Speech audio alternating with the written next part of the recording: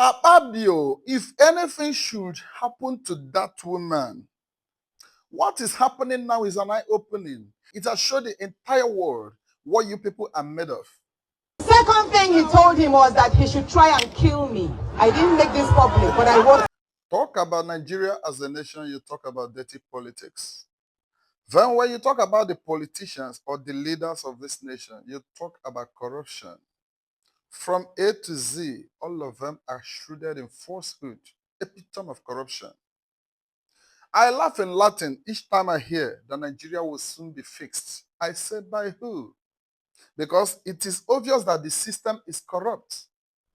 So tell me, if it will actually require synergy to fix this nation, who and who are the team that will make it work? Look at the judiciary. An old man like this doesn't know the law. You don't know the law. Judiciary. People that are supposed to prosecute the offenders, they are being bought by a few individuals. Look at the INEC. Are they not the people that sold this nation into doom? Nobody will discuss about our lost mandate without mentioning the name of the INEC chairman. From the origin, he orchestrated it. Talk about the Senate. None of them can rebuke Mr. President anymore or probe anybody once they go contrary to the law. Reason is because they have been bought over. Bribery is at work. All they are hoping for is how to be changing their SUV from time to time. Then with the slogan that let the poor breathe. You could say, Akpabio will tell you, keep on protesting while I am eating in my house. Look at the word. A Senate president. Shame. Are you talking about EFCC? Recover from the retired criminals and hand it over to the incumbent criminals. That is what we are standing for. See what is going on now between Senator Natasha and Senate President Akpabio. A very shameful and disgusting narratives. I would like you to watch the video. I will say this, and I'm saying this openly as well. On the 14th day of March, at about 10:30 p.m., on the 14th day of March, at about 10:30 p.m., I got calls that Governor Yahaya Bello was with Akpabio. That night. Now let me say this now. On the 14th of March at 10:30 p.m., mind you, 2 days before that, which was on the 12th, Akpabio had called Governor Dodo on the phone that he should commence my recall. But Governor Dodo told him it would be impossible. No, hold on. This was what Governor Dodo said on the 12th. Listen. He said,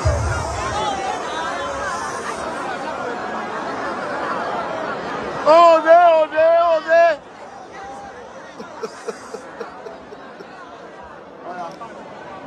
on the 12th of March, Akpabio spoke to Governor Dodo to recall me. But he told him to be impossible because the masses are with her, the people are with her. But Akpabio was not satisfied. He then sent for Yahaya Bello. And it was actually Senator Asukwo from Cross River that drove Yahaya Bello from Hilton Hotel. I was informed of everything. And when I got to know, hold on, the meetings was in two folds. He told him to commence my recall. And that he was going to fund it. Of course, monies changed hands that night. The second thing he told him was that he should try and kill me. I didn't make this public, but I wrote to the IG of police. And Akpabio told Yahaya Bello, I am saying, standing by what I've said. He told him that he should make sure that killing me does not happen in Abuja. It should be done here. So it will seem as if that killed me here. I didn't make that public, but we did notify the security agencies of that. I called on the media houses. I called on this day, I called on Punch, I called on a number of that I know. I tried to get them publish the information ahead of time.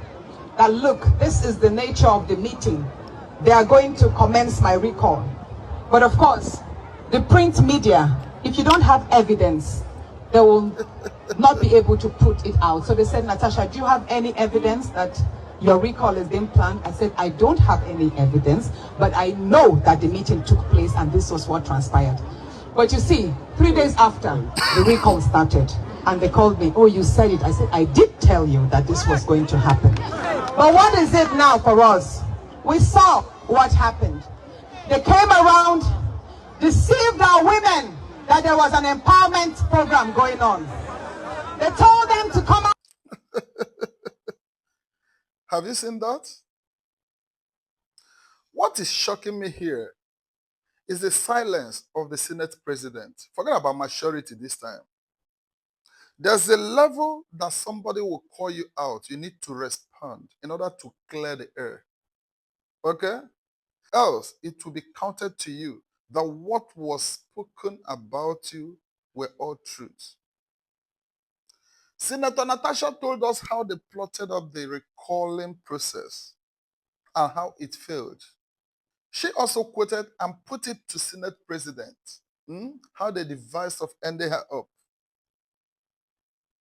Up till now, Senate President has said nothing about it.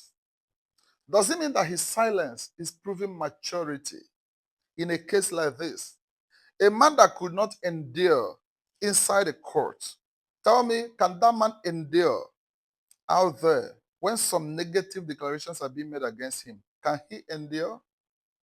Birds of the same feather.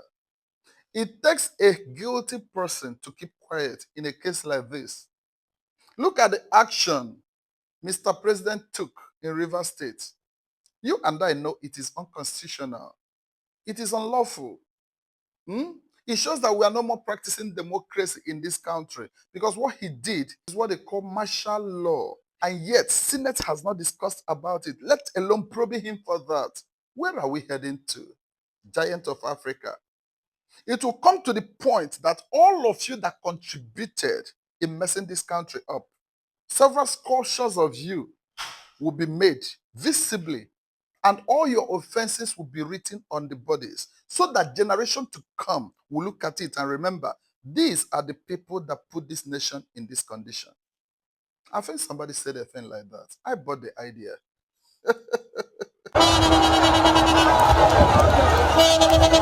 It is good to be home. And nobody and nothing can stop me from coming home. Ask for our signature for the recall of our senator. We are waiting for the people who forged our signature to come, if INEC deem it fit, to come and verify those forged signatures. We shall arrest some people who forged our signature. We've already submitted